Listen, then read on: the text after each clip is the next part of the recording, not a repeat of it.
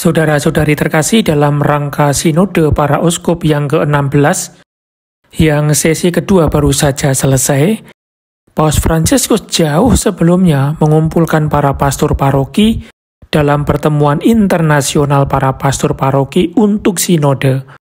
Pertemuan diadakan di Roma dari tanggal 29 April sampai 2 Mei 2024. Di akhir pertemuan, Paus menyampaikan suratnya kepada para pastor paroki yang sangat menarik dan inspiratif untuk hidup dalam gereja yang bersifat sinodal dan misioner. Berikut ini suratnya. Para pastor paroki yang terkasih, pertemuan internasional para pastor paroki untuk sinode dan dialog dengan mereka yang ambil bagian di dalamnya merupakan kesempatan untuk mengingat dalam doa saya kepada semua pastor paroki di dunia, yang kepada mereka saya menyampaikan surat ini dengan penuh kasih. Sepertinya terdengar sepele pernyataan berikut, namun sangat jelas kebenarannya bahwa gereja tidak dapat berjalan tanpa jerih payah dan pelayanan kalian. Untuk itulah, pertama-tama saya ingin mengucapkan rasa terima kasih dan penghargaan saya atas pelayanan kalian yang murah hati setiap hari, menabur benih-benih Injil di setiap jenis tanah. Sebagaimana kalian sharingkan dalam pertemuan beberapa hari ini, paroki-paroki tempat kalian menjalankan pelayanan berada dalam konteks yang sangat berbeda, dari pinggiran kota sampai kota besar.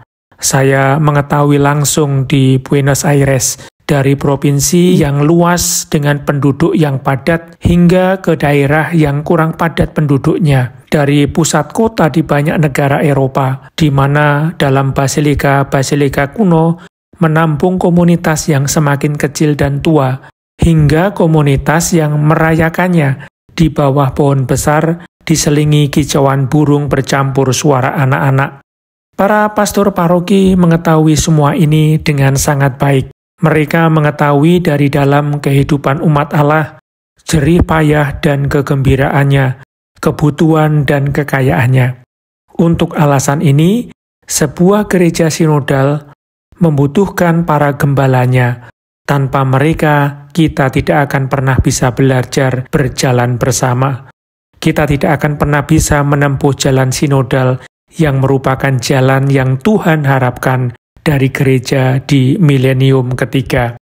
Kita tidak akan pernah menjadi gereja sinodal dan misioner jika komunitas paroki tidak melibatkan partisipasi semua orang yang dibaptis pada misi yang unik ini, dalam pewartaan Injil yang merupakan ciri khas kehidupan mereka.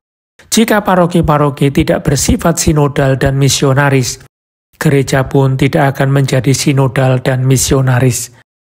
Laporan sintesis sesi pertama dari sidang umum biasa ke-16 Sinode para Uskup menyebutkan dengan sangat jelas tentang hal ini. Paroki, mulai dari struktur dan organisasi kehidupan mereka, adalah untuk menyadari panggilan diri mereka, terutama untuk melayani misi yang dijalankan oleh umat beriman dalam masyarakat, dalam kehidupan keluarga dan pekerjaan, tanpa fokus secara eksklusif pada aktivitas yang terjadi di dalam diri mereka dan kebutuhan organisasinya. Oleh karena itu, komunitas paroki perlu menyediakan semakin banyak ruang di mana orang-orang yang dibaptis pergi sebagai murid-murid misionaris dan ketika kembali dengan penuh sukacita membagikan keajaiban yang dikerjakan oleh Tuhan melalui kesaksian mereka. Sebagai gembala, kita dipanggil untuk menjadi teman seperjalanan komunitas yang kita layani, dan pada saat yang sama, berkomitmen pada diri kita sendiri dengan doa, kearifan, dan semangat kerasulan agar pelayanan kita dapat menyesuaikan dengan kebutuhan gereja sinodal dan misionaris. Inilah tantangan Paus, para uskup, dan kuria Romawi, dan juga tantangan kalian para pastor paroki. Tuhan yang telah memanggil dan mempersembahkan kita, mengundang kita saat ini untuk mendengarkan bisikan roh-Nya dan bergerak ke arah yang Dia tunjukkan kepada kita.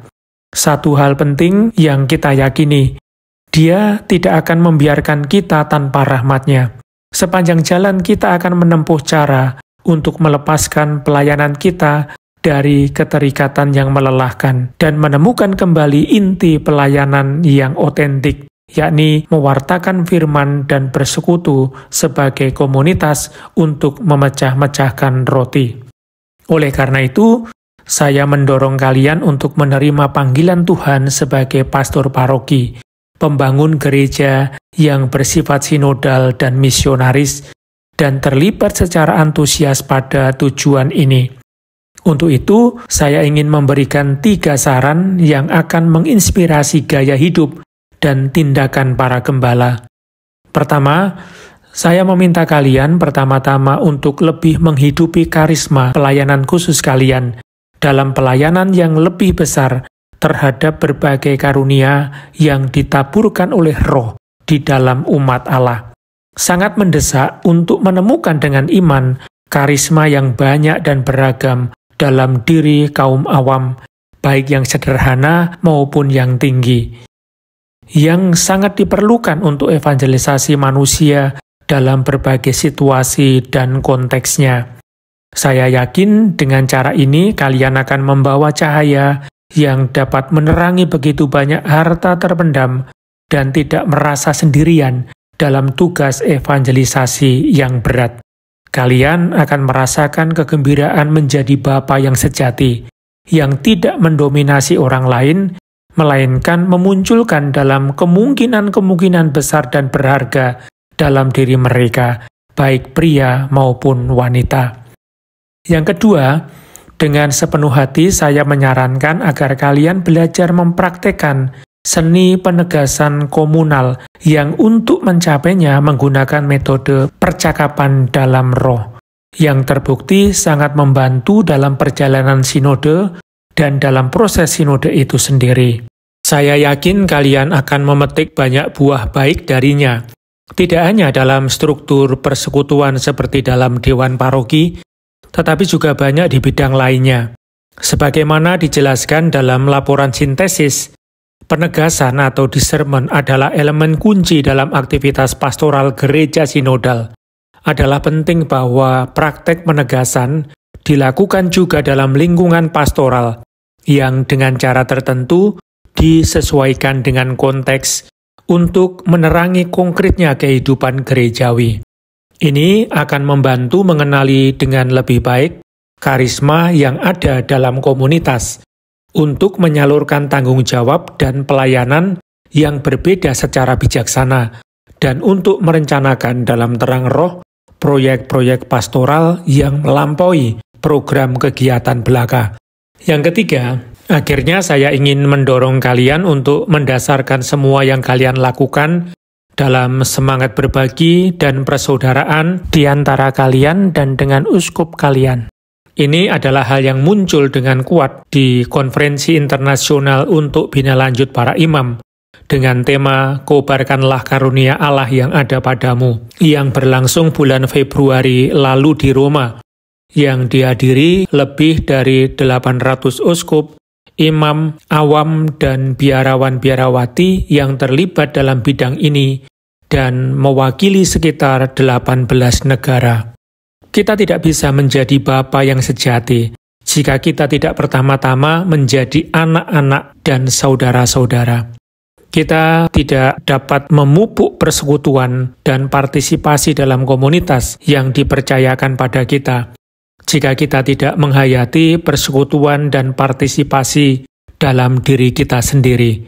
Saya sadar bahwa dalam panggilan kita atas tanggung jawab pastoral yang terus berlangsung, komitmen ini mungkin tampak membebani, bahkan membuang-buang waktu, namun sebaliknya adalah benar bahwa hanya dengan cara ini kita dapat dipercaya dan aktivitas kita tidak berakhir dengan mengobrak-abrik apa yang telah dibuat oleh orang lain.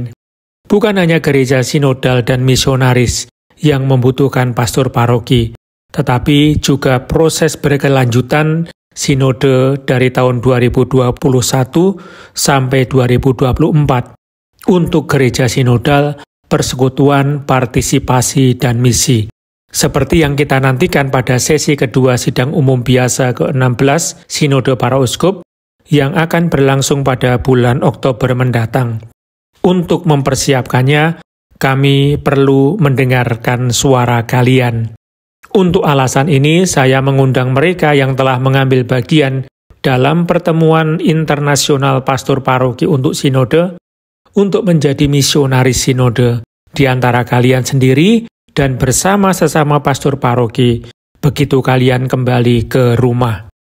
Saya minta kalian untuk berefleksi dengan pola pikir sinodal dan misioner tentang pembaharuan pelayanan pastor paroki yang memungkinkan Sekretariat Jenderal Sinode untuk mengumpulkan sumbangan kas kalian sehubungan dengan persiapan Instrumentum Laboris.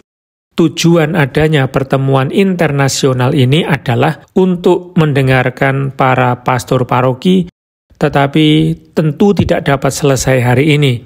Kami perlu untuk terus mendengarkan kalian. Saudara-saudara, saya berada di sisi kalian dalam proses ini, di mana saya sendiri ikut ambil bagian. Dengan sepenuh hati, saya memberkati kalian semua. Demikian sebaliknya, saya memerlukan kedekatan dan dukungan doa-doa kalian. Mari kita percayakan diri kita pada Perawan Maria Odigritria yang terberkati. Dia yang menunjukkan jalan, Dia yang memimpin jalan menuju kebenaran dan kehidupan. Roma, Santo Yohanes Lateran, 2 Mei 2024, Fransiskus.